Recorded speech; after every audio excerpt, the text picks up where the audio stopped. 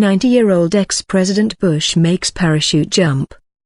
Former President George H.W. Bush celebrated his 90th birthday on Thursday by making a tandem parachute jump near his summer home, fulfilling a goal he made 5 years ago after a similar jump even though he can no longer use his legs.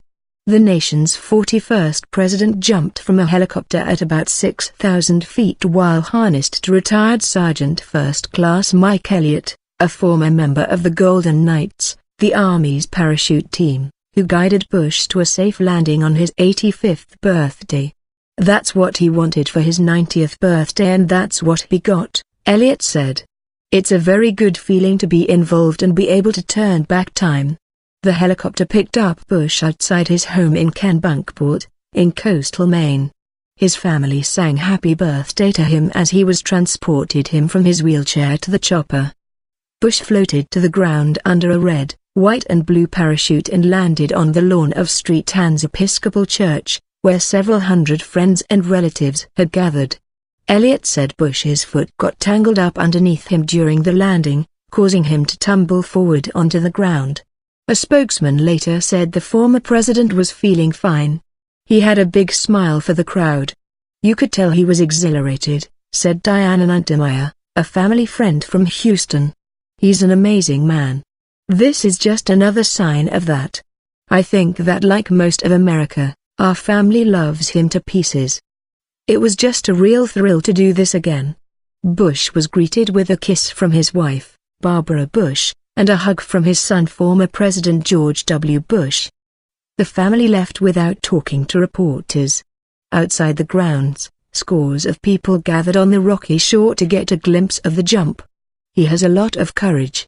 We need more like him," said David Morris, 79, of Melrose, Massachusetts. Said Carol Searle, 75, of Green Bay, Wisconsin, "I think it's wonderful. I hope I can jump out of a plane at 90. The jump was kept secret until Thursday morning partly to give Bush the option of bagging it because of less than ideal weather. "It's vintage George Bush," spokesman Jim McGrath said. "It's that passion for life. It's wanting to set a goal, wanting to achieve it. I'm sure part of it is sending a message to others that even in your retirement years you can still find challenges."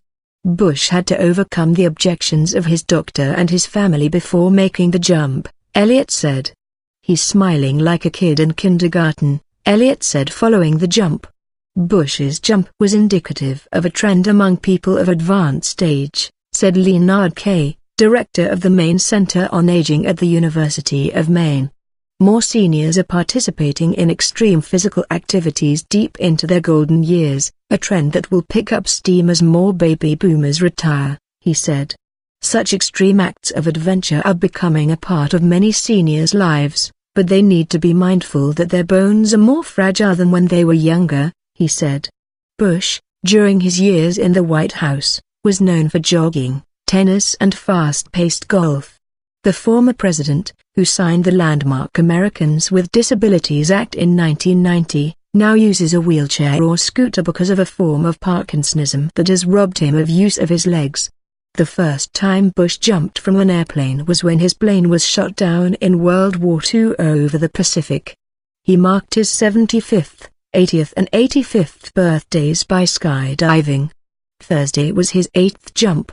Other birthday festivities included a private dinner with more than 200 relatives and friends, including some from his White House days, Press Secretary Marlin Fitzwater, Counsel Boyden Gray and Political Director Ron Kaufman, McGrath said.